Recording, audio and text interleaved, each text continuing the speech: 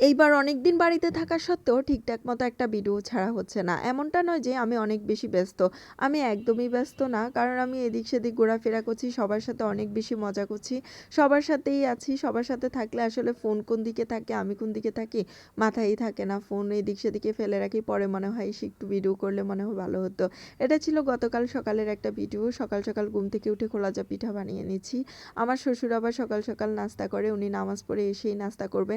তাই খুব তাড়াহুড়া করছিলাম। হাঁসের ডিম দিয়ে খোলাজা পিঠা খেতে কিন্তু অনেক মজাই লাগে। হাঁসের ডিম দিয়ে এই পিঠাগুলা বানানো হচ্ছিল।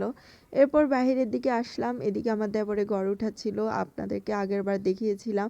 এখানে গাছপালা ছিল অনেকগুলা। গাছপালাগুলো সব কেটে পরিষ্কার করে জায়গাটা ঠিকঠাক করে নিয়েছিল। এখন কাজ শুরু করে দিয়েছে। ঘরটা মাশাআল্লাহ মনে হচ্ছে সুন্দরই হবে। ভিডিওতে কেমন দেখাচ্ছে জানি না, কিন্তু সামনাসামনি অনেক ভালোই লেগেছে। জায়গাটাও বেশ বড় আছে। অনেক সুন্দর হবে মনে হচ্ছে মাশাআল্লাহ। আমার কাছে তো ভালোই লাগলো। এরপর উঠানোর পরে দেখা যাবে।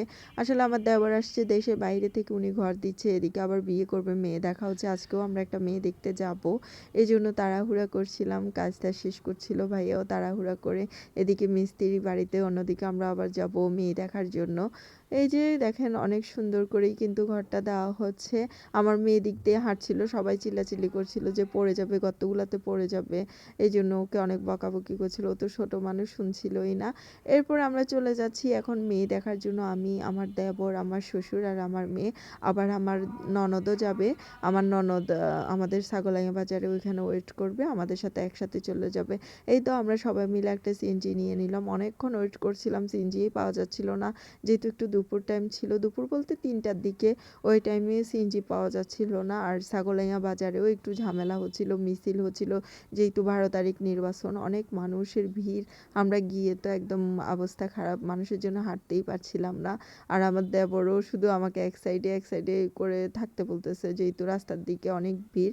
এই তো চলে আসছি। এটা হচ্ছে মেয়েদের বাড়ি। আমি, আমার দেবর, আমার ননদ। আমার শ্বশুর আবার আসেনি, উনি রয়ে গিয়েছে। উনি বলছে আমি আর যাব না, তোমরা তিনজন চলে যাও। এই তো আমরা চলে আসছি। আসার পরেই আমাদেরকে প্রথমে দিয়ে দিল শরবত খেতে।